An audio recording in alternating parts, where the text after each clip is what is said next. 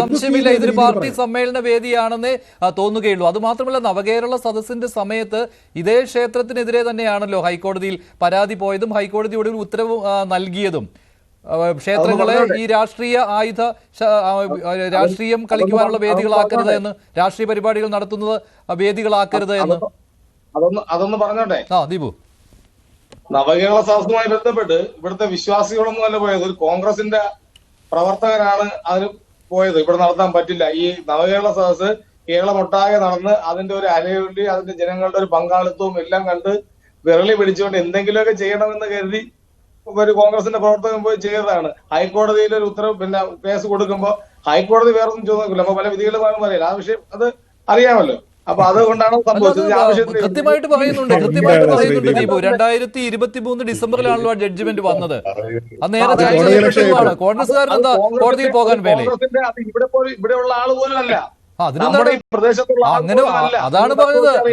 ഇപ്പോൾ ഇവിടെ ഈ പാർട്ടി സമ്മേളനത്തിന്റെ പ്രതീതി ഉണ്ടാക്കുന്ന രീതിയിൽ അമ്പലമുറ്റത്ത് ഇങ്ങനെ ഒരു പരിപാടി നടത്തുമ്പോഴും അതിനോട് എതിർപ്പുള്ളവർ അവിടെയുള്ളവർ മാത്രമായിരിക്കില്ല, പുറമേയുള്ളവരും ഉണ്ടാകും. കാണേണ്ടതില്ല. ഇത് നമ്മുടെ ഒരു പിന്നെ ആസ്വാദകർ ഒരു പിന്നെ കവിതയോ അല്ലെങ്കിൽ പാട്ടോ വരുമ്പോൾ ആസ്വാദകരുടെ ഇഷ്ടത്തിന് വേണ്ടി ഒരു പാട്ട് പാടിപ്പോയാൽ ഡിവൈഎഫ്ഐ ആശയ പ്രചരണത്തിനൊക്കെ എടുക്കുന്ന വേദിയായി മാറ്റുമെന്ന് നിങ്ങൾ ധരിക്കരുത്. നമ്മുടെ ഈ പ്രദേശത്ത് ഡിവൈഎഫ്ഐ സ്വന്തമായി കിച്ചണുള്ള സ്ഥലമാണ്. എല്ലാ ദിവസവും ആശുപത്രിയിൽ ചോറ് വേവിച്ചു കൊണ്ട് കൊടുക്കാൻ സ്വന്തമായി കിച്ചണുള്ള സ്ഥലമാണ് നമ്മുടെ ഈ പ്രദേശം കടയ്ക്കല്. അതുകൊണ്ട് തന്നെ ഡിവൈഎഫ്ഐക്ക് ക്ഷേത്രത്തിന്റെ മുറ്റത്ത് ഇങ്ങനെ ഒരു പരിപാടി നടത്തി ആശയപ്രചരണത്തിന് ആവശ്യമില്ല. ഇത് പ്രേക്ഷകർ ആവശ്യപ്പെട്ടു. അത് ആവശ്യപ്പെടുമ്പോൾ ആ പാട്ട് പാടുമ്പോൾ സ്വാഭാവികമായി അവരുടെ ഓപ്പറേറ്ററാണ് കൈകാര്യം ചെയ്യുന്നത്. അപ്പൊ ആ ബാക്ക്ഗ്രൗണ്ടിലേക്ക് ആ വിഷ്വൽ വന്നു എന്നുള്ള യാഥാർത്ഥ്യം അതൊരു വലിയതാണ്. പിന്നെ നേരത്തെ പറഞ്ഞു ഈ കലകളെല്ലാം ഈ എന്താണ് പേക്കൂത്ത് എന്നൊക്കെ ഒരു വാക്ക് ഉപയോഗിച്ചു. എന്താണ് പേക്കൂത്ത് എന്ന് പറയുന്നത്? ഓരോരുത്തരും കലകളെ പല വിധത്തിലില്ലേ. വയലിനുണ്ട്, ഇപ്പൊ പിന്നെ ചെണ്ടയുണ്ട്, അതുപോലെ തന്നെ ഇപ്പൊ ഡ്രംസ്, പിന്നെ ഇതെല്ലാം പേക്കൂത്തായിട്ട് ഉദ്ദേശിച്ചത് ഒരിക്കലും അതൊന്നുമല്ല പേക്കൂത്തായിട്ട് ഉദ്ദേശിച്ചത്. അലോഷിയുടെ ഗാനത്തെയും പേക്കൂത്തായിട്ട് ഉദ്ദേശിച്ചിട്ടില്ല. അലോഷിയുടെ പാട്ടിനെ ആരും തള്ളി പറഞ്ഞിട്ടില്ല, പാർട്ടിയുടെ വിപ്ലവ ഗാനത്തെയും തള്ളി പറഞ്ഞിട്ടില്ല. അത് കേട്ടാൽ എന്തായാലും രോമാഞ്ചമുണ്ടാകും, ഒരു സംശയവുമില്ല.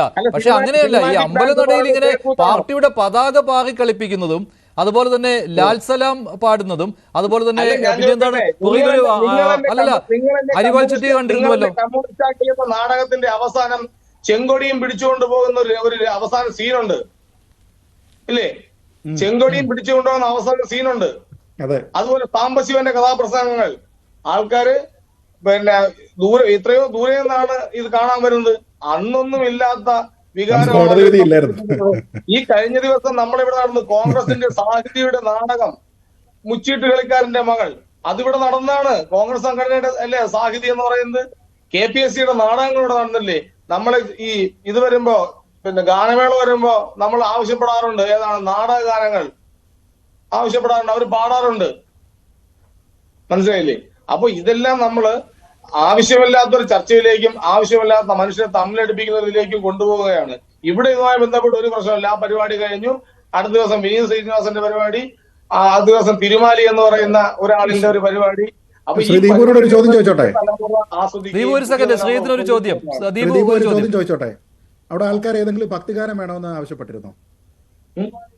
ഏതെങ്കിലും ഭക്തിഗാനം വേണമെന്ന് പാടാൻ ആവശ്യപ്പെട്ടിരുന്നോ? പാടുകയും ചെയ്തല്ലോ. ഏത് ഭക്തിഗാനം അലോഷി പാടി? അലോഷി പാടി ഏതൊക്കെ ഭക്തിഗാനം പാടി? അലോഷി ഏതൊക്കെ ഭക്തിഗാനം പാടി? എല്ലാ പാട്ടും ഞാൻ കേട്ടോണ്ടിരുന്നില്ല.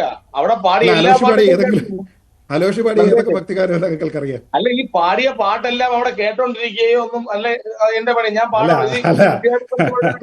അല്ല അലോഷി പാടിയ ഏതൊക്കെ ഭക്തിഗാനങ്ങളാണെന്നാ ചോദിച്ചത്. ആദ്യം പാടുന്ന പാട്ടേതാ? അല്ലല്ല, അലോഷി പാടി ഏതൊക്കെ ഭക്തിഗാനാണെന്നാ ചോദിച്ചത്. അദ്ദേഹത്തിന്റെ ഒരു ഗാനമേളയല്ലോ, അദ്ദേഹം ഒരു ഗസൽ ഗാനങ്ങൾ പാടി, സച്ചിദാനന്ദന്റെ പാട്ട് പാടി. അദ്ദേഹം ഒരു ഗസൽ ഗായകനാണ്. അല്ലല്ല, അദ്ദേഹം ഒരു ഗസൽ ഗായകനാണ്. അല്ലല്ല, അദ്ദേഹം ഒരു ഗസൽ ഗായകനാണ്. അദ്ദേഹം അറിയപ്പെടുന്നത് വിപ്ലവ ഗാനങ്ങൾ പാടുന്നതിന്റെ പേരിലാണ് അദ്ദേഹത്തിന് പേരുള്ളത്. അങ്ങനെയുള്ള അദ്ദേഹത്തിനോട്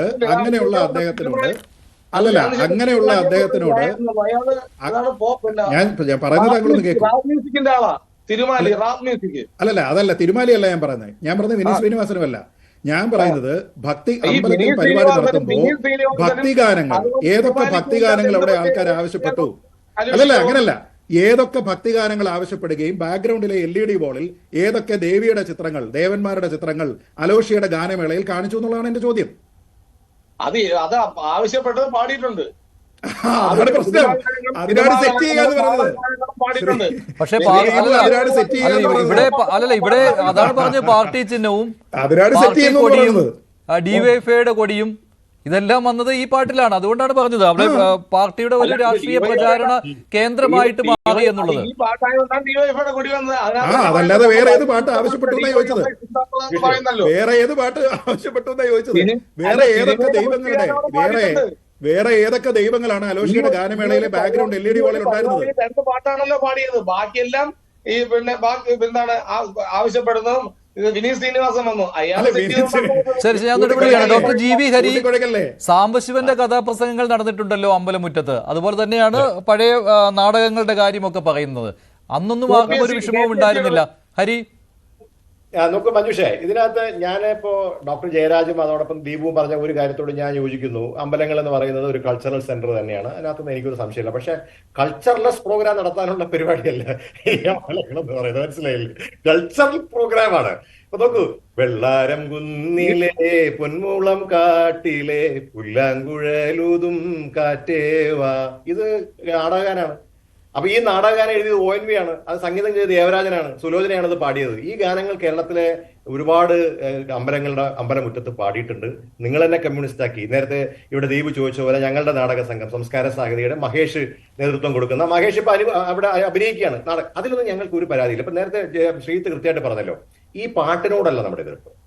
ഈ പാട്ടുകൾ പാടട്ടെ, പാട്ടുകൾ ഏതായാലും ജനം ആസ്വദിക്കുന്നുണ്ടെങ്കിൽ, ജനത്തിന് അത് ഇഷ്ടമാണെങ്കിൽ അതാകാം. പക്ഷേ അതിന്റെ മറവിൽ എന്തിനാണ് ഈ കൊടികൾ കാണിക്കുന്നത്? അതാണ് എന്റെ ചോദ്യം. പാട്ട് ആസ്വദിക്കുന്നതിന് ഒരു പ്രയാസം ശ്രീത്വമാണ് കൃത്യമായിട്ട് പറഞ്ഞത്.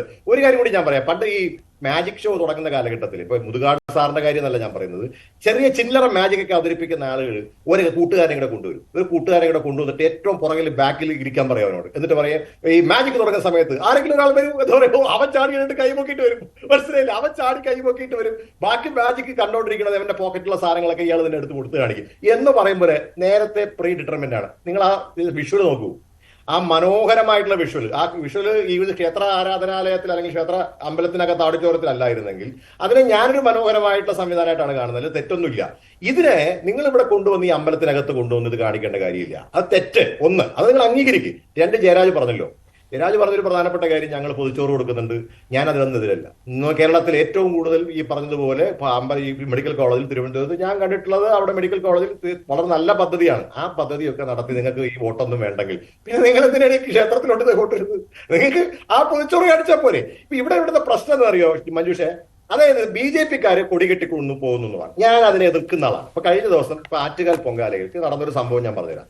ആറ്റുകാൽ പൊങ്കാല ഇന്നലെ നടന്ന സംഭവമാണ് ഞാൻ പറയുന്നത്. കാലടിയില് ഞങ്ങള് എല്ലാ ദിവസവും പൊതിച്ചോറ് കൊടുക്കുന്ന ആളുകളാണ്. അവിടെ കാലടി വാർഡ് കോൺഗ്രസ് കമ്മിറ്റിയിൽ നിങ്ങൾ ഇപ്പൊ ശ്രീത്തോടെ മഞ്ജുഷോടെ പോയി നോക്കിയാൽ അവിടെ ഒരു അന്നദാന പെട്ടി വെച്ചിട്ടുണ്ട്. കാലടി വാർഡ് കോൺഗ്രസ് കമ്മിറ്റി നടത്തുന്ന പരിപാടിയാണ്. എല്ലാ ദിവസവും 10 പൊതി അതിനകത്ത് വെച്ചിരിക്കും. ആർക്കും വേണം എടുക്കാം. അത് BJP-ക്കാരെടുത്തോളൂ, RSS എടുത്തോളൂ, ആരും കുഴപ്പമില്ല. അവിടെ HSR എന്ന് പറഞ്ഞിട്ടൊരു സംഘടനയുണ്ട്, ഹരിശ്രീ റെസിഡൻസ് അസോസിയേഷൻ കാലടിയിൽ. കഴിഞ്ഞ 20 വർഷങ്ങളായിട്ട് അവരവിടെ ഭയങ്കരമായിട്ട് ഇത് കൊടുക്കുന്നുണ്ട്. ഏതാണെന്നറിയാം, ഭക്ഷണം കൊടുക്കുന്നുണ്ട്.